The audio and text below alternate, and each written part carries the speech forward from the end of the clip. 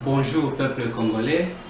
papa, maman, onyokwami pona kozwa visa,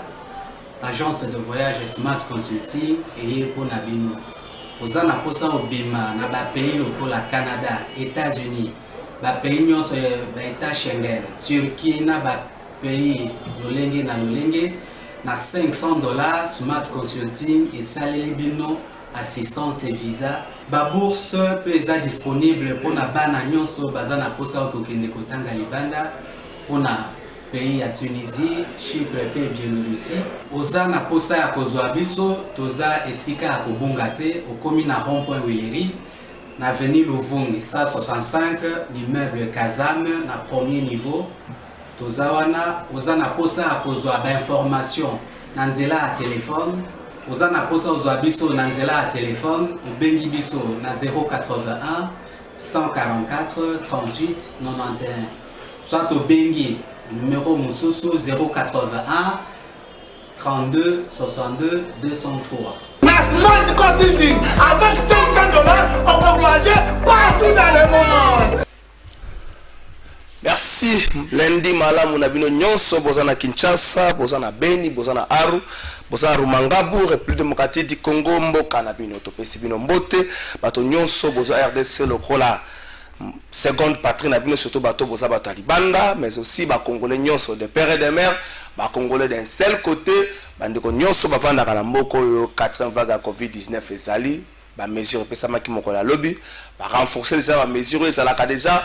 renforcer rigueur na Italie likambo ya couvre-feu port obligatoire de masque ba renforcer ngo memo tuna makasi ezali na bakonzi nani na population liboso nene esa rabino que port masque tiki ko obligatoire pour ceux qui to lekisi période moko boye ba vague ba cas covid ekiti bino be bobosani maintenant bakonzi pe bo servir d'exemple bo za te bato bo zali ko saper au pied ba mesure ba décision au bino moko bozwaka po ete la minute 4e vague ya COVID-19 le variant sud-africain ya mwa makasi ezo sala mwa makambo belé esengeli na biso to mibatela to milengele to tambola na kotosa ba mesure oyo bakonzi bazwi ministre porte-parole ya gouvernement le bayango lobby ba gouverneur ba kolandisa yango na ba arrêter pour na kopesa makasi po ete mboka kamba makana ba communiquer te pour na kopesa makasi na ba mesure oyo zwami mais néanmoins déjà oyebani port obligatoire ya masque bazo martel na yango lisusu ba réduire de moitié ba capacité d'accueil na besika nyoso boyiko se retrouver salle de fête et autres ba réduire de moitié ba capacité surtout na likambwana ba konzi boza l'exemplaire bo réduire de moitié oui mais soko potimba oneti lelo ke côté ya hôpital à cinquantenaire au moins dispositif ezawana okomona ke ba konzi bango moko ba kotosa yango te. Les petits peuples à côté, mais ceux qui allaient fêter ya bakonzi, ceux qui allaient batanga ya bakonzi, bino moko bozo to sate, et allaient kamoro ça la passe mingi, mais ça boye ko la bino moko servir d'exemple et permettre à ce que population atamola yenge bene ndenge boko senga na yemi. Nini to kolobela moko la lelo to kolobela certes le kambo ya COVID-19 efficacité nini ba mesure à sikeye nango. To remeka moi mke ko beta le so nango. Est-ce que vous avez pour un temps et puis ba relâcher yango? Pour la nini relâchement zoyaka. Est-ce que suivre que c'est la permanente les cambo etika la bongo kino COVID-19 to kotia un point final les kambango attaque ko kotia un point final les ali combat makasi oba scientifique baza ko bunda to komeka moi mki ko réfléchir na émission na biso mokola le autour les kambwana. Présence ya ba troupe ougandaise na RDC échec état de siège to lo babongo to kanisa bongo. Est-ce que motuya nini plutôt quel est le prix à payer pour te bande kwana bazala awa na mboka na biso? Quel est le prix à payer to kofuta na bango mota konini et durer na bango la République démocratique du Congo zalini? Selon certaines sources to apprendre que na ba source mususu que na ngamba Uganda balobi ba kotika na mboka na biso kino likambo ya ba ADF ekosila quand et pourquoi faut batika là to meka mam ke ko beta li solo wana na émission na biso mokola lelo. Conduite il y a débat à niveau de l'Assemblée nationale. Conduite il y a débat à niveau de l'Assemblée nationale. Est-ce que le président Bosso Azo Sala Yango Nandenge démocratie zo pesa makasi Nandenge règlement d'ordre intérieur à l'Assemblée nationale Ezo Sengalaye est-ce que le président Mbosso azali gardien tobe protecteur ya union sacrée? Est-ce que le président Mbosso azali dictateur na kati ya Assemblée nationale?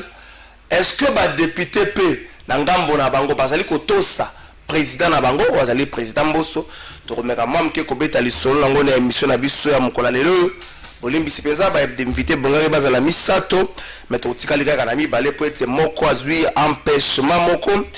hiérarchie et PCA etindie mosala moko asala informel biso kaka juste 2 minutes avant to bande émission mais tika to continuer émission na ba bazali ndeko Aristote Ngari Mileta kota kana plateau to banda bongo émission na mwana mboka Pistis Mutemba azali moko ya ba ndeko o batambola ka longo na Delisi Sanga mokola lobe bonga za na meeting na Kaluka mais meeting yango salemeki te ba policier ba yebisaki na yeke moyen aksala meeting na Kaluka ezali te pona ko éviter que mobulu salema ba perte en vie humaine salema ba dégâts matériels salema ba sengaki na ye azonga nzela na ye azonga na ndako po selon ba policier moi ba groupuscule ya bato bazali ko bongama po te ba s'opposer na meeting na ye wana yango wana Delisi Sanga selon ba information tozui et pas bande ko na mokola leo okuta na gouverneur de la ville province de Kinshasa po ete azonga la meeting mais cette fois-ci Delisi Sanga lobi akozonga kaka na Kaluka donc a changer isikate et ko sale matin to ko ba yango gouverneur akoloba na eni to autoriser to ko boya to ko ba yango tikala lo balikambo moko mesure moko zami na commune ya Lemba tata bourgmestre ya commune ya Lemba na pesi makasi elongo na bato nyonso ba ye ko sunga yo po ete bo telem bo bunza likamba kuluna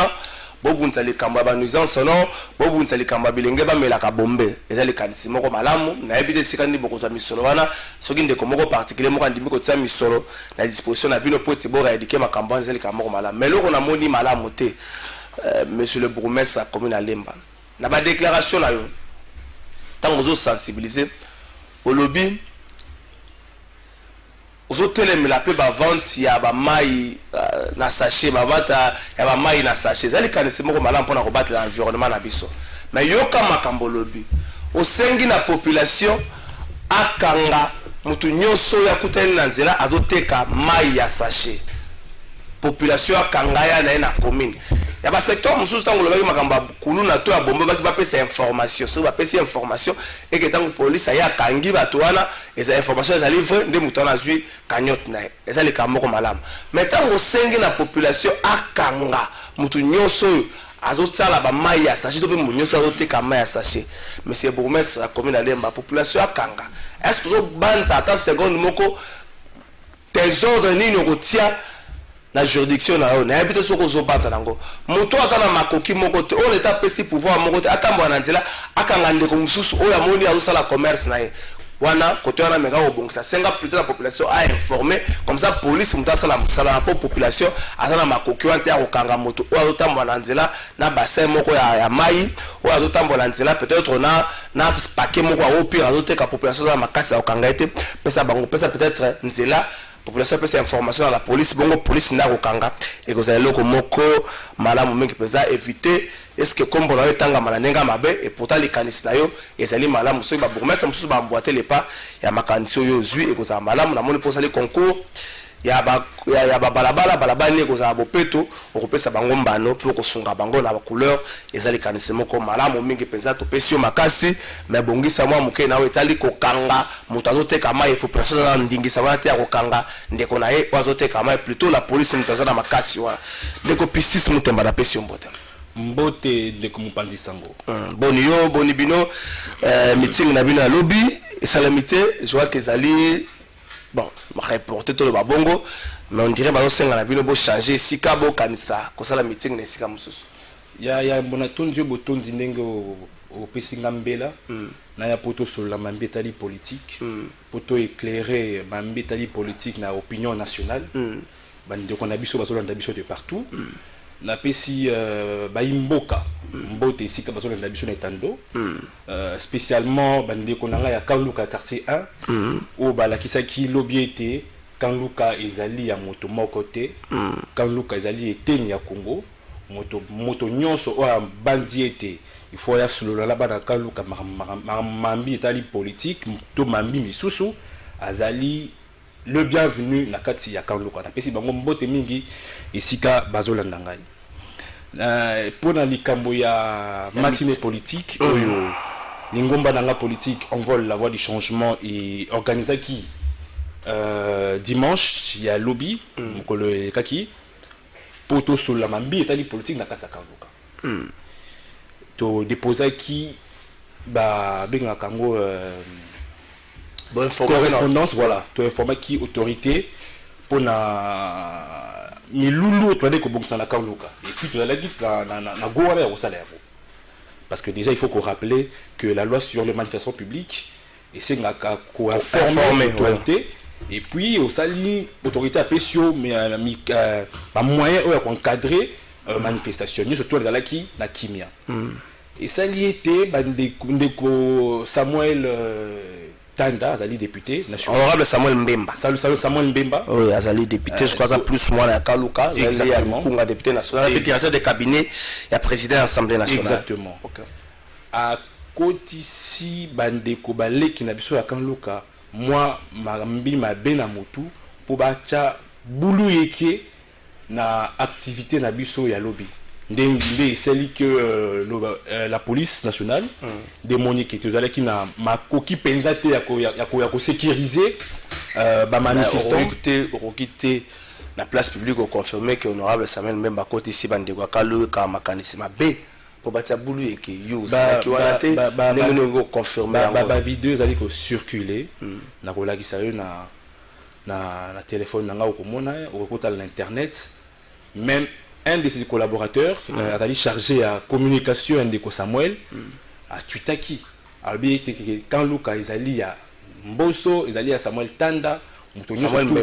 Samuel Mbemba pardon moto tout au Azali en contradiction naïe à Kokota quand Luka il a capturé qui tu vois c'est ça qui est que ce qui m'a bé commis il a été tweet au répondre en justice donc ma relation que le bas la que 20 ans côté et ça m'a fait réel tout ça qui a déjà bien informé par Ninga Nabiso Balekio Bazan na Kanluka mais informé qui déjà été conspiration moko salema au niveau à Kanluka pour été meeting ou une manifestation politique ou les salimati tout rebattre qui va réussir Kanluka isa ya motote Kanluka isa ya teni ya Congo biso tout ça ba Congomani lokola bandeko wana toko kenela Kanluka toko solo la bandeko na biso bazana Kanluka na mambi au Italie politique la mambi au Italie Kanluka spécifiquement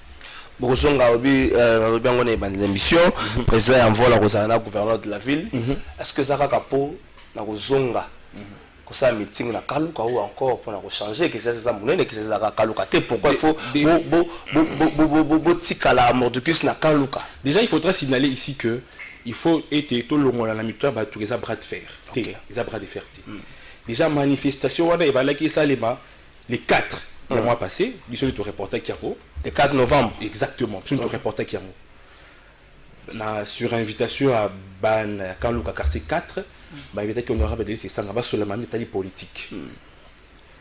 bon on invité que honorable de c'est sanga si ko pour il faut te déloger organisation wana ou invitation ils allaient ba na Kanluka tine zate Kanluka ne alobaki ils allaient eteni ya Congo ce qui était biso baï politique il y a lingomba politique en vol to bandite il faut tout solo là ba tu ya Kanluka et loko nini to moto nini to mibeko nini o ko pekisa biso to solo là ba kongomani loko la biso mobeko moko te ko pekisa biso moto moko te ko pekisa biso pe likambu moko te ko pekisa biso donc samedi prochain to kozonga lisusu na Kanluka pour tout organiser milulu wana to solo na ndeko na Kanluka po ete bango na bakongole lokola biso bazana posa ete bayoka to tandela bango mambetali politique na ba question oyo bango ba bandi etali sensible pour na bango. Merci ndeko P6 le temps qu'Aristote ngari mazana escalier mataka ba mesure oyo gouvernement a zui na etali Covid-19 couvre-feu exact. Et puis couvre-feu zali confinement des athées couvre-feu tigal toujours à 23h mais bah va renforcer contrôle à l'entrée comme la sortie mais bah tu vas constater que va mesurer zoamaka après 2 ou 3 mois et puis relâchement mokoye bah tu vas bossani même bango moko ba conseil après un temps bah ça sous exemplaire te na conduite na bango Quand on a port obligatoire à masque, est-ce qu'il faut qu'à chaque fois qu'il y a de nouvelles mesures, il faut pas revenir aussi longtemps depuis là obligatoire depuis 2020, mesure. Est-ce qu'il faut qu'on revienne toujours sur ça ou encore il faut plus qu'il y ait des moyens pour la suivi et puis contrôle? Na mambetali bokono COVID-19 ngana kobeta c'était na makambo misato ya liboso eza olobeli yango exemplarité. Exemplarité wana il faut zala et sika ya bakonzi o bazali ko diriger mboka pe ba gouverner, c'est-à-dire ba mboka o bazali de partout. Na ko banda na ba gouvernant parce que bangoni ba pesaka impulsion na ba secteur nyo surtout ya vie. On peut remarquer que ba kontiamboka balobaka ete milulu salemati ba milulu esalaya matanga to ya ba feti to ba kanso politique mais comment on a que bango moko bato bazali ko diriger bazali exceptionnel na kubuka mibeko na kubuka otobengi exemplarité comment on a été ba kondio bazali wana bakindaka na ba feti na bato bazalaka bato bayiki bazalaka ebele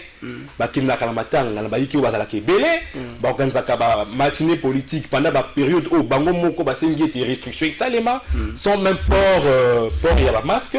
donc exemplarité il faut la kaka et pas ya ba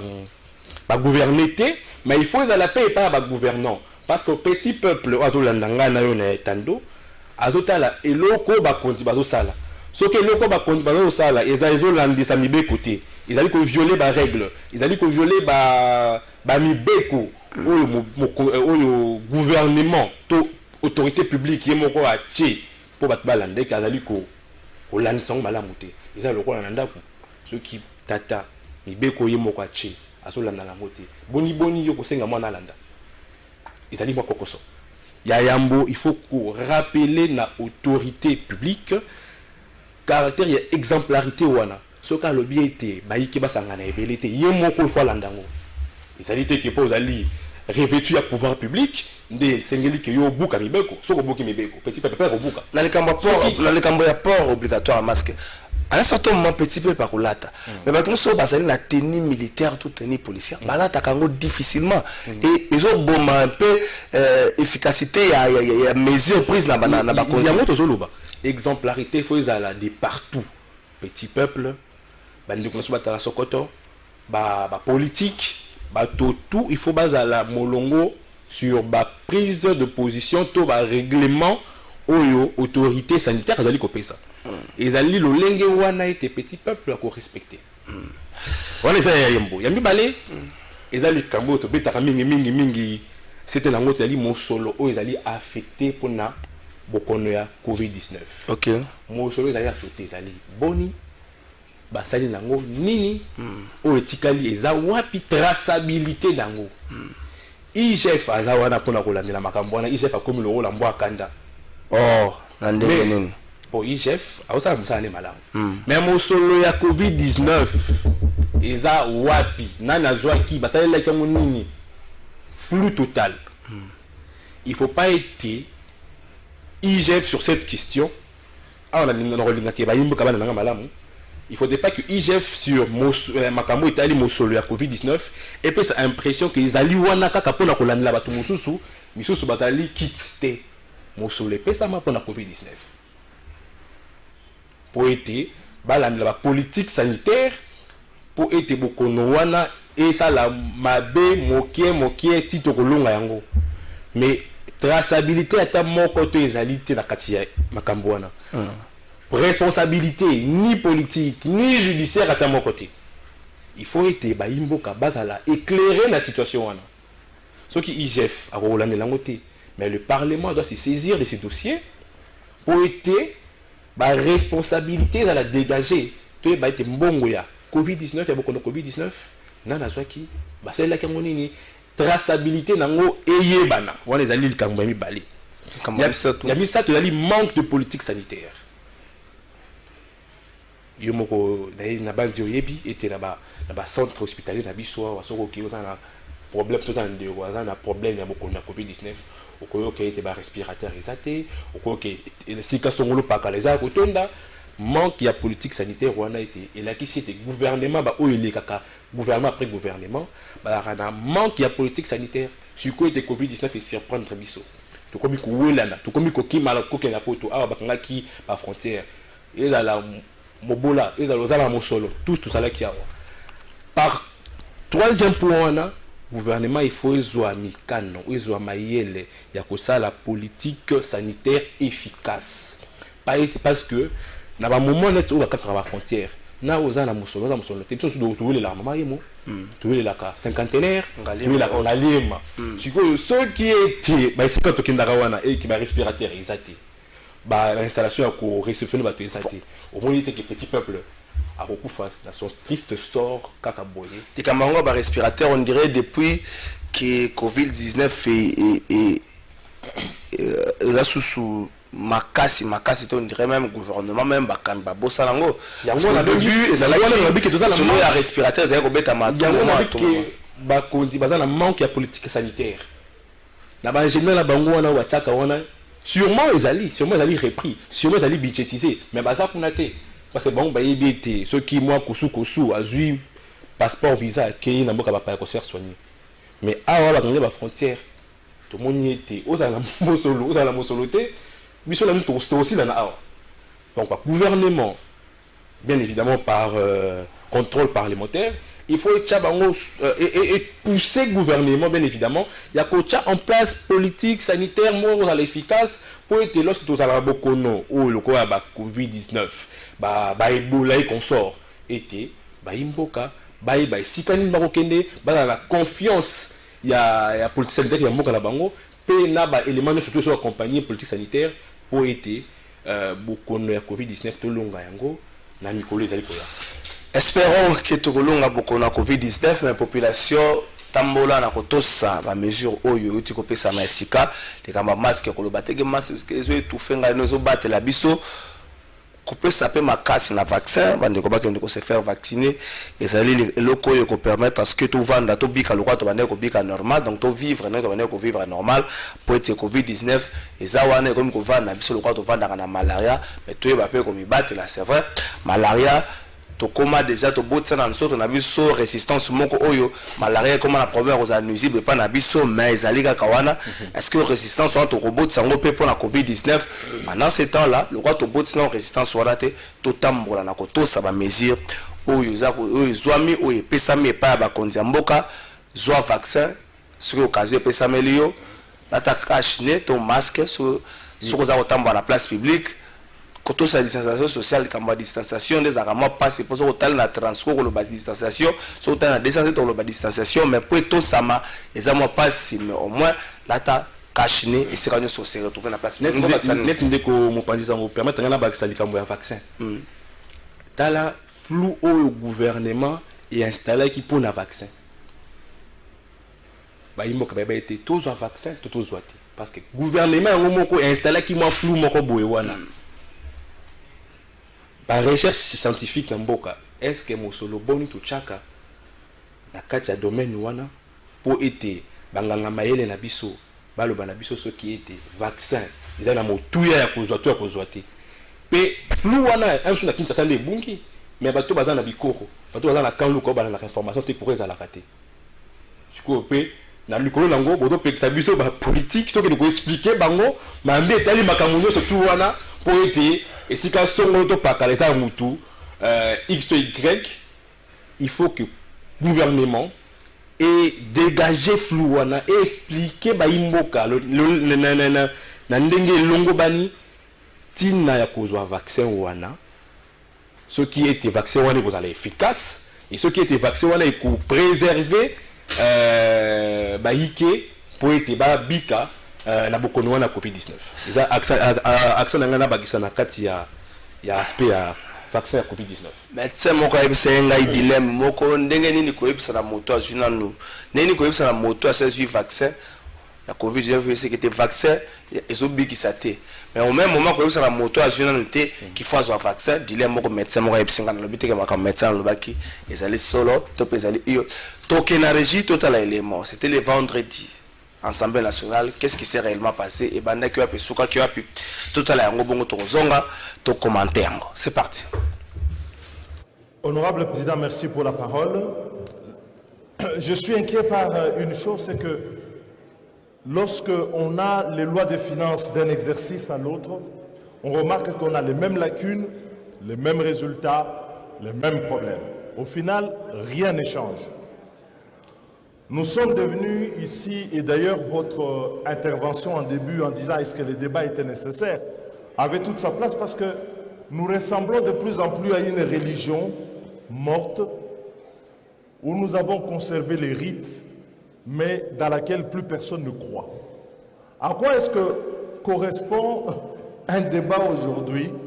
qui est fondé sur un dogme en disant nous sommes l'autorité budgétaire? Quand nous regardons la loi de finances telle qu'elle est, elle révèle une chose, c'est que le gouvernement dans la phase d'exécution, la phase administrative, réécrit totalement la loi de finances. Je dis bien réécrit à sa guise. Et ce que je trouve encore gravissime, c'est les réponses que l'on trouve dans le rapport et qui sont faites par les ministres des Finances. Parce que là, c'est un mélange de confusion à la page 6. Le ministre des Finances justifie les dépassements de crédits par l'autorisation de mouvements de crédits, qui sont certes autorisés par la LOFIP, mais qui ont une limite. Les dépassements dont nous parlons dans la loi telle qu'elle a été exécutée sont des dépassements qui sont allés au-delà de ce que la loi autorise par la voie réglementaire. Vous avez des crédits qui sont dépensés à 200%, à 300%, par certaines institutions. Cela n'est pas permis. Et quand vous regardez dans la loi, le ministre des Finances dit finalement l'autorisation du Parlement, elle n'est que formelle,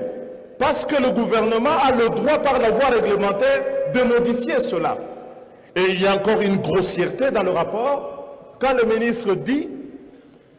mais la loi de finances, la reddition de comptes équivaut à la loi de finances initiale. Mais non, la loi de finances initiale autorise la reddition de comptes constate. On ne peut pas confondre les deux. Et il ne faut pas que dans la tête du gouvernement, il y ait cette idée que quand on a fait la loi, on l'a fait pour la forme, et eux, quand ils exécutent, ils font n'importe quoi. Je dis bien n'importe quoi. Ici, et le Parlement doit assumer son rôle, c'est de contrôler, mais c'est également sanctionner. Parce que, comme l'a dit le collègue Odiane tout à l'heure, on a l'impression que d'un exercice à l'autre, le Parlement est démuni. Et du coup, l'IGF fait à notre place le boulot que notre commission doit pouvoir faire. Je dis ici qu'il y a une délinquance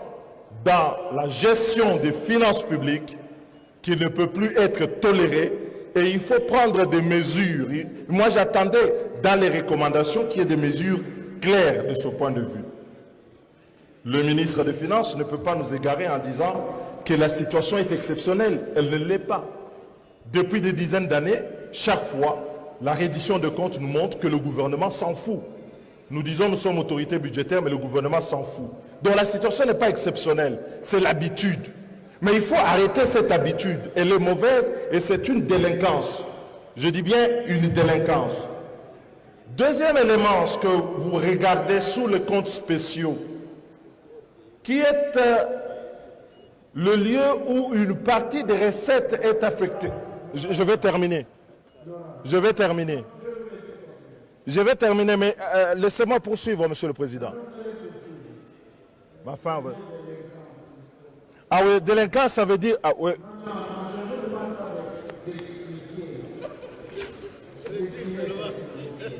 Mais, honorable Président,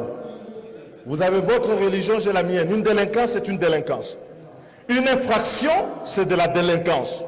Je ne change pas sur ce point. Il y a de la délinquance financière. Et je dis ici... Oh ben vous la gardez. De toutes les façons, on savait que vous êtes le pape d'une religion qui n'en veut pas. Il y a violation des règles, vous dites que vous retirez la parole. Vous négociez... Vous négociez la criminalité financière. vous négociez la criminalité, vous êtes ridicule. Vous êtes ridicule. Ah non, c'est vous qui êtes délinquant. Vous êtes délinquant, vous. Vous l'êtes, vous.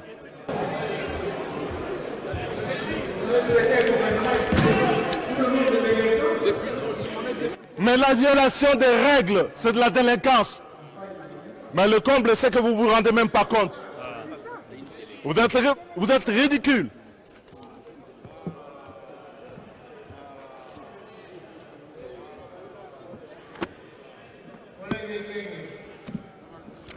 C'est un délinquant.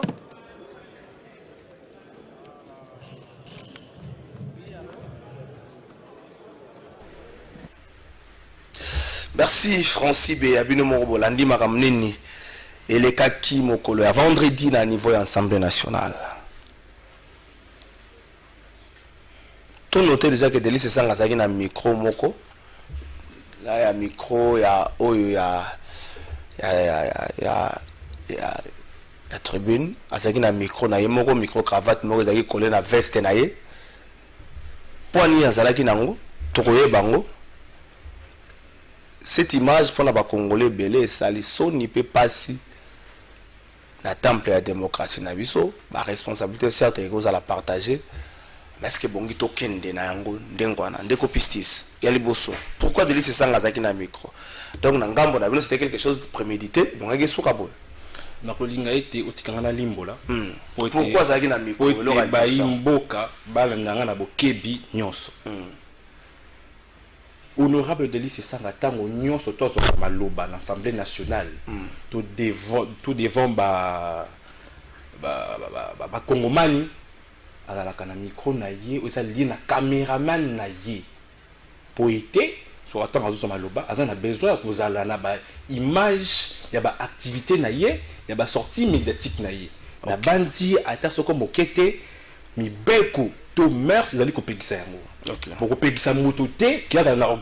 organisation na ye personnelle pour kopekisa moto te azala na caméraman na ye azala na micro na ye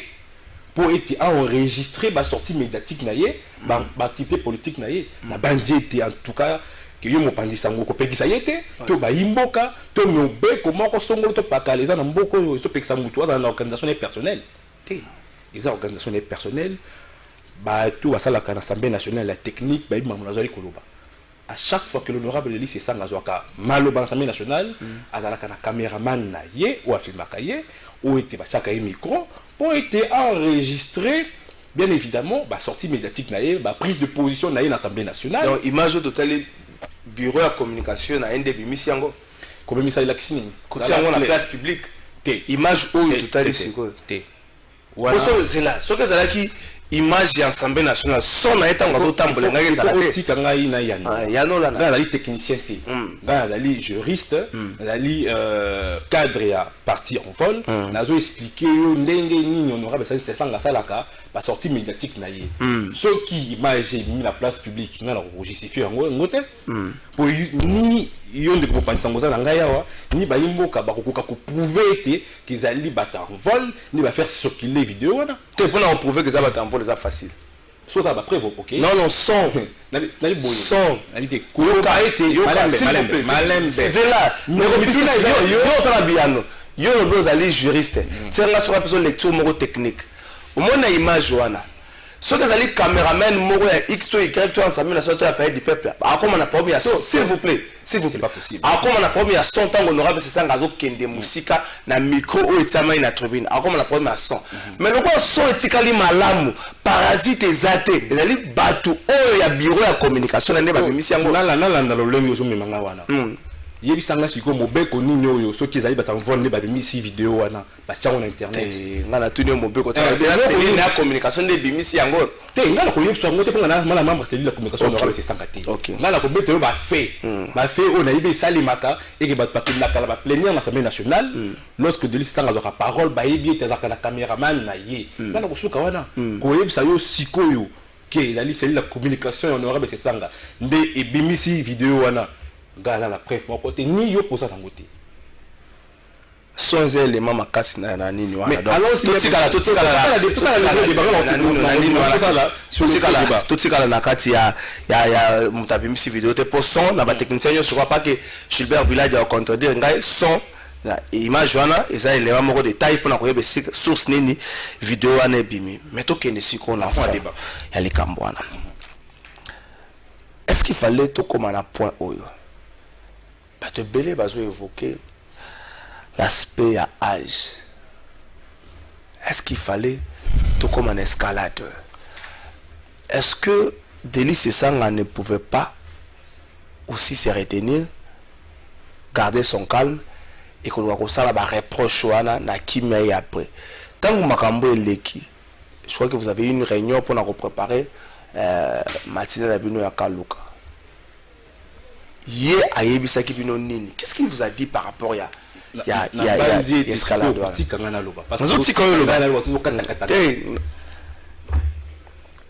honorable Delis Sesanga lokola et l'union surtout au sein de Maloba pour intervenir sur une question ou sur l'ordre du jour. Il savait que sur la loi de finances, la loi de finances, la réduction de comptes. Ce qui Maloba était, azali ko détailler le lengue ni gouvernement, ils avaient aussi un dépassement budgétaire qui sa même cap au yomi beko et sengi. Alors il faut baimbo kabala nanga malamu. La bandeli honorable Delis Sesanga abandaki ko fustiger ko critiquer le lengue gouvernement na biso, il y a ça là dépassement budgétaire où ils allaient ko leka cap au mibeko ya finance et sengi. La lopoto babengango délinquance financière. Bato batanga beaucoup to mibeko maman wana oyo ezo bato bazo sepela na moto yango yena ngona plateau na silisa ndeko mopandi sango na amwana yango le bato bolimbisi otika ngana silisa bato bazali na ko bako bato te parce que baike belé baza d'accord honorable Delis Sesanga. Honorable Delis Sesanga a inventé ba moté, a inventé concept T, a inventé pété et ça les oyo mona matadi on ça na mbongo na mosolo ya l'état ce qui était aux ali libanda ya mibeko ezali lo wabenga na lopoto la délinquance tango te ba leki na biso to benga rabon ba koluna bakanga rabango babenga rabango nini délinquant. Si vous la loi des finances, c'est la délinquance financière. Par définition, délinquance financière, ça veut définir le quoi tout acte permettant l'acquisition ou l'utilisation frauduleuse des richesses. En réalité, cette appropriation, ça n'a pas na bosindo na ngoko na boyi totika na ba mot chargé batu. Oyo batu ko sala pasi po batu ba balimbola yango contenu voilà. Alors l'honorable Sesanga a inventé concept T, a inventé BBB côté et ça va concept o elobamaka o était ceux qui aux alliés likolo ya mibeko to so tambula na mibeko aux alliés la délinquance financière. L'honorable Delis Sesanga a traité qui président Assemblée nationale des délinquantés ba image yonoche a traité qui paie ministre de la finance de délinquanté a traité le lengue ya ko utiliser kanya kamosolo ya l'état na ko dépasser ko ça ba dépassement budgétaire aux ko leka cap aux loi des finances et sengi ils ont la délinquance financière moto oyo a bengi oyo a qualifié moninga collègue des délinquants mais ali l'honorable président de l'Assemblée nationale wana été vous obété lango cet été. Non, mais avant de commencer la phase, il lui a été demandé simplement de retirer. Qu'est-ce qui l'oblige de retirer? Et l'autre, il est obligé à retirer. Et l'autre, il y a ma bé, honorable, c'est ça, la loba qui, il faut retirer. Ou la likota la yo boko na madokiba na yo et l'autre, il y a la délinquance financière. Est-ce que ça dit, il y a un vanta, tous les amours, ils ont la raté? Ça là, toujours pas. Honorable président de l'Assemblée nationale a obligé collègue n'a été député à Maloba na munoko aloba oyo ya lingi koyoka c'était dans la démocratie moderne tant la kabongote yango te biso to sali koloba été lolenge au Assemblée nationale etambola mikolo etambola neto barla lopoto triplé de gangstérisme politique, dictature parlementaire, négociation à la criminalité financière. Et ça bon moté neto okamba mboko yo. Yo akoki ko bala deli c'est ça la te ki aloba oyo ya lingi ke batba yo kate. Deli c'est ça c'est un homme libre, c'est un député. Azolo ba mambi oyo marambo ezali ko salema. On a mis faut retirer maloba. Olanda qui président de l'Assemblée nationale après. Et puis, même tout ça, comme si honorable Sanga ko retirer maloba, retirer te. Ndezali likanisi ya kufinga honorable ou azui maloba pour la mameta politique au finga des délinquants. C'est pas la robot bon là besoin de CTT. Voilà l'action qui nous l'a c'est un homme à battre. Nous tu as fingi ya yambo na kata Assemblée nationale. Donc ceux qui qui s'appelle ma finga te koloba loko ngana lobité te ngana zali kotali sayo été qui honorable de lycée ça nazala qui na mission na traditionnelle na koloba mambi tali finance publique parce qu'on a qui sujet il y a jour wada mais moto a proféré d'insulte mais lui était simplement le président national nazali chef de corps il va là yenne va là l'exemplaire otali civilisation el kamotani etali zali âge autant ici l'histoire à la présidence nationale deuxième personne tamboka chef d'un corps yende akola na itando ki na kola ki sabatu nek foko finga wana pona nini te ke bino bapandi sango bolali ko fistiger ngote entre l'honorable lycée Sangana président de l'Assemblée nationale qui doit en termes de proportion et exemplarité là une fois là ça là mutabandaki pas d'une religion qui n'est son âme tabandaki pas tant pas botolé baloba Assemblée nationale des églises oh tu vas battre oui amen ce qu'on va les pape d'une religion zanine mais c'est une forme de dictature parlementaire l'église momoté à lobby batanga alléluia amen Assemblée nationale ça va monter les églises moto azali koya makanisi ko pesa po te mboke kende liboso yo ko sa te moninga te longola le kambo wana soki le kambo ezali na nzela akolongola ngo pona nini et soki alongoli te ndezali mokano fo ko zapona ko finga ye obengi kataki mokolo en âge est-ce que mokolo en âge ça la kamarambo wana président d'un corps le corps l'Assemblée nationale tant que de la démocratie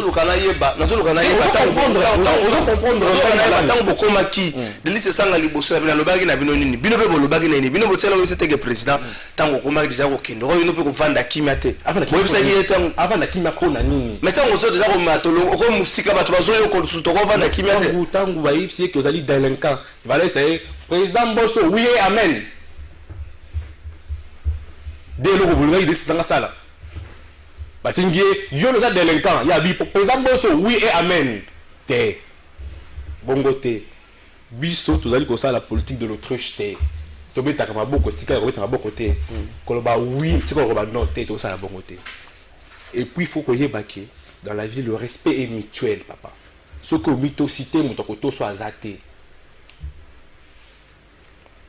bola que ça a été que l'honorable Sanga c'était un homme à battre pour la unité que bino pandi sango ko fustiger comportement d'un chef de corps ou ko finga collaborateur na ye on ça la kaka musala na ye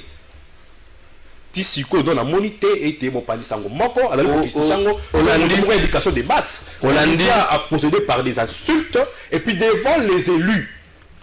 Zali président évidemment ceux qui n'a régé Zali après moi escalade wana tant que président Bosso américain ko calmer un peu hémicycle landaki ouais c'est que na ba député tous ali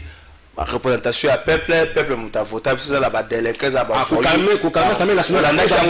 Hollande yango ko calmer Assemblée nationale après avoir ko finga te Hollande yango te wala pe bubuyi Hollande te okotala ta ngotala hein na biso soki na régie parce que na régie parce que basolo ka batela nga vidéo wana pe bubuyi Hollande te na bibo soki oche ta Hollande est-ce que na bino na ngambo na bino soki makambo président c'est sanga lobaki bino bokuna président c'est sanga ozo ko yebisa biso te makambo oyo ya lobelaki bino botunaki nini suite à Satan bokomi bozaki na réunion moko très tard dans la soirée bolobaki na nini par rapport à ça parce que c'est aussi l'image ya parti oyo nde quelque part ezali terni non comment ça l'image est partie de terni na quelle raison tango to amoni na parti na bino président zo finga wana zo benga ngo pona nini yo ko finga ya Delice Sanga o ba fingi ye yo zo lo bango te o fi ba fingi maman no finga pe maman na c'est ça la logique na kutuna motu na te yo no tanga motu mais était tout clarifier opinion nationale zone d'abisso on a nini bino ba yimboka ba pandisango vous allez fustiger le fait que le narabe sanga et ko sala mosala na ye futi la kayembongo mosala wana ou sala wana peuple futi la kayembongo yango wana kolobela peuple la kolobela peuple azui ba finga likolo lango pona nini to bana na wana ko sauter étape to ko ma jamais na 200 to komi na 0,1 to banana no été honorable de lycée sanga dans l'Assemblée nationale ala lo sala mosala o peuple etinda ye pas lobela ye kuna l'Assemblée nationale donc azuma finga to banana no wana te maintain ndeko pistis ok balembe yo lelo ozo yebisa na biso ki soki mwana na yo na kelasi to na nzela zela na lobila na eloko moko ndeko balé pistis au sauter wana to pesa mon frère pistis l'impression que vous olingane mon frère pistis vous olingane ko crucifier honorable de pistis to banda likambo et sika et bandi c'est comme ça qu'on traite un problème à la source zela kofinga manyonso eza mabe oui euta na mukolo euta na mwana ezali mabe exact tokende siko voilà allons-y loko yo nanga tobike kofinga ezali mabe okoyebisa na mwana to koyebisa na ndeko na yo soko tamba na soki bafingi yo baluka ka boyo pe zongi sala mutu wana soit tout ça l'assemblée à kokoyoka soit tout ça mutu kusi linga ngana docteur religion dans le roi ngai ala dit c'est ça là docteur ngai na ko banga bila na religion wala ko zala na religion te si on a la religion olingi koyebisa na biso la religion moko olingi koyebisa na biso religion kana nous pistis mon frère vas-y ngana o toza d'accord que kofinga eza mabe euta na mukolo euta na mwana wanto ko sa débattre kofinga eza mabe wa toza d'accord mais lingo koyebisa na biso soki bafingi yo na boye kopesa nature ya mutafingi wasa la mwana toza mukolo na boye kopesa nature na ye mais balu kaka boye réplique na libosa yo kozongisa oyo la koyoba na yo eza réponse na ngai le respect mutuel soko lingi ba to sa yo to sa moninga règle wana principe wana ngani na inventango te na botama na putango na bandi ete yo po bota mokuta yango le respect mutuel soko lingi ete ba to ba respecter yo ata mwana oyo boti na ndako respecter yo mo faut comme respecter population à comprendre bato balandi ndeko sana motuna za mwa mulaye ndeko Cynthia Singani depuis CPM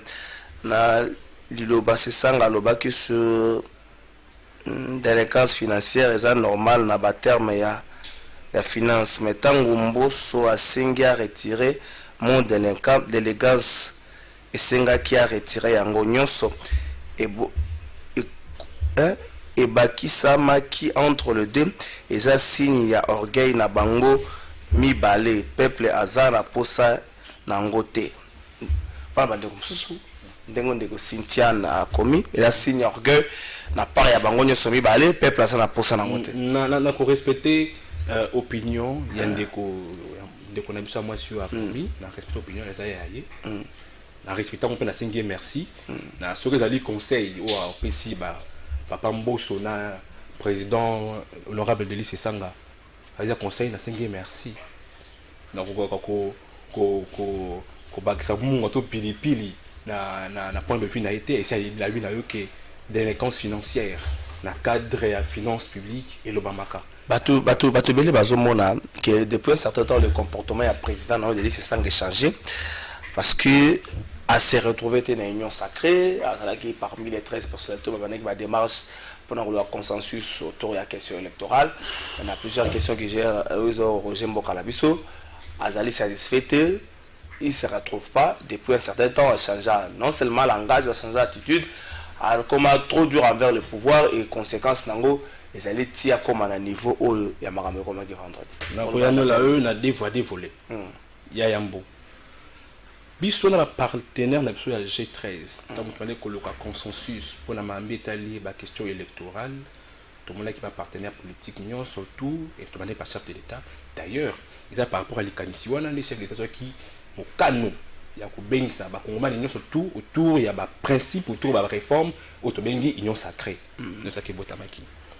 président de lycée Sanga na antenne ya Top Congo FM défend mon pantisango Christian Losakweno aloba qui était yé et sika o sengena yé ils en assemblée nationale pour azali na itinda ya kosala en tant que gendarme de réforme. On les allait qui, je pense même un mois avant que le gouvernement ait bima. Et si ka boni na antenne ya nani oyo délice sanga a manifesta envie ya kokota gouvernement. Au moment où yemoko ozali ndeko pandi sango ya ba recherche, oyi ko sa ba recherche na yo na devant question le sakweno aloba eteye musala na ye akosala tika kosala ngo na Assemblée nationale comme gendarme des réformes et puis osala ngo kitoko makasi atikala jamais koloba to ko manifester d'une manière ou d'une autre. Rappel ni demandeur ni preneur. Oui, atikala jamais ko manifester d'une manière ou d'une autre envie na ye ya kokota gouvernement sans Malukonde. Attitude oh bazo ba attitude boni oyo honorable Délice Sanga salai nango lobby ou lelo ezate. Il faut totika kobanza ete ceux qui sont dans la carte ya lingomba politique songolo wa benga le poto recommand politique. Il faut tout ça la politique de l'autruche. Il y a oui, et si on rebat non, il y a kolba non, et si on rebat oui. Il faut tout tika ko ça la politique wana ya monde zo sala kimboko zo avancer té. Bino bolingi ete ce que ça na lingomba politique songolo to pakala et pa bi tambola bien té. Abeta maboko akanga munoko wana bosepeli de bobi katiti de changer té. Té bongo ndete to kotonga mbuka. To tika ko ça la ba procès d'intention esika o ezate. Honorable Délice Sanga jamais à tikala ko senga poste là je mets en défi quiconque. Jamais à tikala ko senga poste ministériel pour na ye et bonga moko boy pour na ye pour être yende avanda wana ye kaka ye to moto mosusu te. À tikala jamais ko senga poste wana. Donc on ils a procès d'intention inutile. Et mboka o to za na posa ba procès d'intention inutile te. Mboka o to ba kongomani ba na posa ete mosala et salima. Bato basala ka ba réforme, bato basala ka ba proposition, ça ba proposition. Gouvernement ça la musala nango, éthique gabegie financière, éthique ko ça la politique, ba discours, ba promesse et ça la musala o longo bani parce que petit peuple lo nanga na la tandoikie azozela gouvernement na ba action concrète pour être dans 2023 à kotu na moto après ça y est bilan na mambi ya ça na gouvernement bilan na maman ça na l'Assemblée nationale bilan na maman ça na Sénat et puis bisika banso to travailler pour le peuple au lieu ya commenter ba scénario ba procès d'intention inutile où le peuple a besoin que yo kangote. On a quelques messages à Bandeko. Bonjour, moi je pense que Mbosso en fait trop jusqu'à croire qu'il est à l'Assemblée nationale pour être le parent des députés en leur demandant toujours de retirer les paroles qui ne lui plaisent pas. Bavotaka ye pour asengaka ba député ba retirer ba parole te. Toyebi na biso ke azoluka akoma fils aîné ya président Ozandeko akompe kombote message maramba lobby zo ko engager kaka ye. Oui, ndeko monsieur Zali en direct. Bonjour ngai monsieur Nico Nalemba honorable Sesanga azalaki modèle na ngai quel que soit oyo Mbosso alobelaki akokaki kozwa pe maîtrise en plus à lobby 2 fois. C'est un voyou. Voilà ndeko lobby babi honorable Sesanga peut-être qu'il est pas azangaki pe maîtrise quelque part parce que ti abimaki na libanda asena ki encore pas toujours. Babi Sesanga zo futa les prix. Il y a instabilité quelque part. Les gens se rappellent, c'est vrai, on a parcours, on a les 3 partis politiques, RCD, MLC, et puis les salé en vol. Mais on a une grande décision, c'est ça, à Kendaka contre la plateforme où les tours et 16 il y a 2018, à la 4 Lingomba Mokona Moïse Katumbi. Opté pour soutenir Martin Fayulu, c'est ça qui a soutenir Félix Sekedi, pour Azwa a créé sympathie na lui na fief na ye ndenge moko pour 2011 a créé toujours sympathie pour lui Zabato Batal a luka sympathie plutôt pour lui Zabato va voter yango lelo yo batu baso juger par rapport à cela. En 2006, l'honorable Délice Sanga qui meilleur élu il y a espace Grand Kassai. Ça veut dire qu'on va se mettre en 2006. En 2006. Vous pouvez vérifier. Il était le meilleur élu de l'espace Grand Kassai. Ça veut dire qu'on va se mettre au Congo. Il y a Nani. Ok, pour ça. Donc, par Eyanouana, ete omoni ki wana ezali makambo bato baloba na bango pe tokokanga moto aloba te moto aloba instabilité politique na kolinga ete boyendo na nga malamu parce que na mboka na biso tozala bato oyo bazalaka mingi basalaka politique attaché aux personnes na bato basalaka politique attaché aux idéaux mais biso bokanisa te ke biso tozala politique attaché aux personnes et que moto moko boy to tcha na chambre photo na ye comme lokwa culte ye kaka ye to yete ye kaka te biso te la politique attachée aux idéaux. Ce qui est le long na une de trésor to yokani sur ba principe songolo to pakala to yokani et lobby yo tengami nazana ndingisa ko changer partenaire te to partenaire msoza ndingisa ko landa malumba ba idola ngate yango nde bato to benga yango instabilité politique te voilà les conceptions politiques na biso te. Cette conception politique est attachée aux idéaux. Tant que nous sommes attachés à nos idéaux, peu importe le partenaire, nous, ça ne nous importe pas. Même avec les diables, si c'est pour l'intérêt à Congo, merci Ndeko Pissi, Sokomi presque na Souka. Bonjour Ndeko, Ndeko Azozunga na message na en province ya Maïndombe. Na ebito solo babana nyango ba souffraka un paiement 2 mois.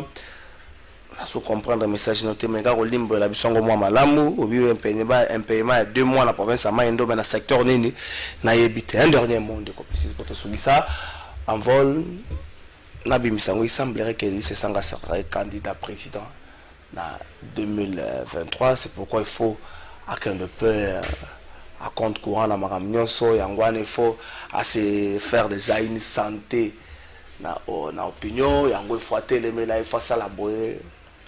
pour d'abiso zali indécent ya kobeta lisolo ya candidature à quelques niveaux sika oyo batle kwa sana posa ya par résultat nanu ya quinquennat ya oyo na este kuna zali kimia za la rater na este una Uganda kokota bimia kota sumi mapa kota asuni kuna na Uganda sumi crédit ezali indécent siko kobeta ma candidature lorsque makambo wana ekokutango kokoma pour les okoma ceux qui okozala na Kinshasa okobengisa na koya tokosola makambo wana pour le moment d'abord des questions qui concernent notre population qui nous préoccupent le plus que candidature d'une probable candidature bana kaluka base la bino soso ou bien tobosa bana kaluka quartier 1 quartier 2 3 tina 4 totondi bino botondi pour la mobilisation bosalaki lobby pour la koyamba honorable de lycée Sanga to laki bino ete tokozonga na kaluka pour être invitation et mbela o bino botinela ki honorable c'est Sanga ya pour solola ma métali politique honorable c'est Sanga tininga na yebisa bino et que tozali koya weekend oyo tozali kozonga na kaluka pour être to solola na bino mambi etali gestion ya mboka Congo o bino na biso tozali ko partager bon OK ne na kaluka bon to biso to memaka totala oninga nga Rodrigue Ramazani porte-parole adjoint maître Nicolas Lenga porte-parole en vol azana mboka ya Shadari na Matata Ponyo na Manyema na yote soka songi à côté nord qui faut bazali ko former ba kata na biso ya côté ya Mopanza est de la République la PCI peut monter sika en vol ça na combien de provinces et sika nyonso exactement ah c'est bon en vol la partie malais c'est allé partie représentée dans toute le province de la RDC ba député na bino batika na nyonso ka bazonga te bazali libre ba député na bino batika maman ministre par exemple batika la vice ministre ya moko na bango batika na bazonga na te na bango te bazonga bazali porte-parole ya moko na bango te ah OK natanga quelques questions na pesi ndeko Rodrigue Mbote sikaza merci natanga quelques questions bonjour plateau de vérité zalinga madame Aurélie Sokoma Nangalima je pense que dans 10 ans les Congolais comprendront le combat de lycée Sangila juste comme problème de parler trop tôt et d'être compris très tard merci wanazali madame Sanga bonjour plateau de vérité courant Nangalé ma briquine et comment likelemba jour moko bolali molili jour mususu courant ya ndambu me factory likolo tolembi snell les ennemis de la lumière ah on a la question bande kongana nazotanga kaka za makambo na ngate merci to suki c'est émission mais to funda essence alpha image mutakomi na régime Maurice Gikando to funda to kenari